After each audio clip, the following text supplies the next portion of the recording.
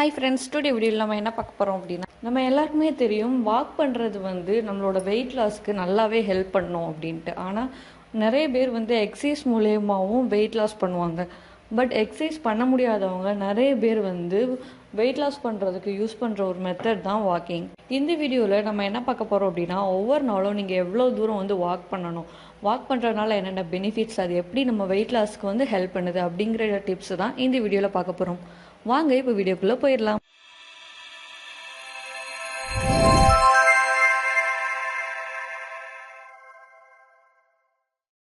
நீங்க இன்னும் Tamil beauty care சேனலை சப்ஸ்கிரைப் பண்ணலைன்னா கீழே தெரியுற ரெட் கலர் பட்டனை கிளிக் பண்ணீங்கன்னா சப்ஸ்கிரைப் ஆயிடும். அடுத்து வர்ற பெல் ஐக்கானை கிளிக் பண்ணீங்கன்னா நாங்க அப்லோட் பண்ற நியூ வீடியோஸ் எல்லாமே உங்களுக்கு நோட்டிபிகேஷனா கிடைச்சிரும். வாக் பண்ணுறதுக்கு எந்த டைமிங் பெஸ்ட்டு டைம் அப்படின்னு பார்த்தீங்க அப்படின்னா, ஒரு நாளில் வந்து நம்ம எப்போனாலும் வாக் பண்ணலாம். ஆனால் முக்கியமாக வந்து சாப்பிட்ட உடனே நம்ம வாக் பண்ணக்கூடாது. மார்னிங் வாக் பண்ணலாம், இல்லை ஈவினிங் வாக் பண்ணலாம். இது வந்து பெஸ்ட்டான டைம் அப்படின்னே சொல்லலாம். முக்கியமாக நீங்கள் சாப்பாட்டுக்கு அப்புறம் வந்து வாக் பண்ணுறது வெயிட் லாஸ்க்கு நல்லாவே ஹெல்ப் பண்ணும். இருந்தாலும் நீங்கள் வந்து உடனே வந்து வாக் பண்ணக்கூடாது.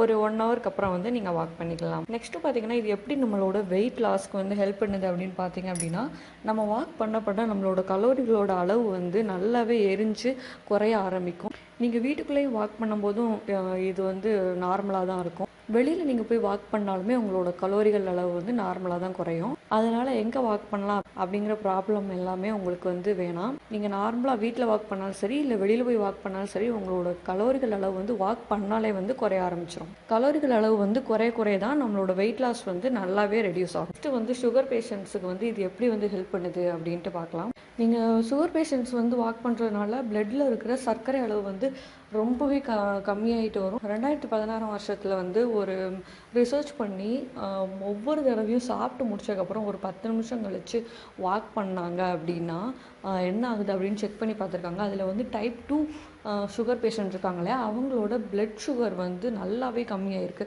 ஸோ டைப் 2 பிளட் சுகர்ஸ் இருக்கிறவங்க வந்து இந்த டிப்ஸை வந்து கண்டிப்பாகவே ட்ரை பண்ணி பார்க்கலாம். நீங்கள் வந்து ஒரு நாளில் நீங்கள் எப்போ வேணாலும் நடக்கலாம்.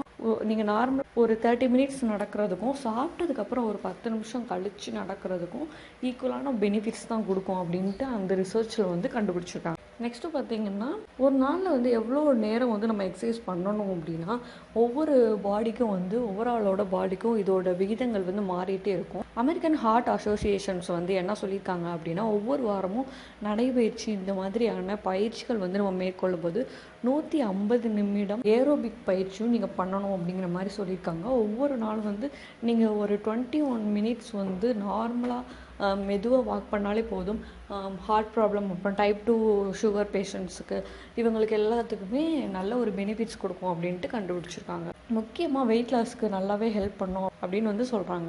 என்ன ஃப்ரெண்ட்ஸ், இந்த வீடியோவில் வாக்கிங்கோட பெனிஃபிட்ஸும் நீங்கள் எப்பப்பெல்லாம் வாக் பண்ணால் வெயிட் லாஸ் வந்து ஆகும் அப்படிங்கிற டிப்ஸும் வந்து இந்த வீடியோவில் பார்த்துருக்கோம்.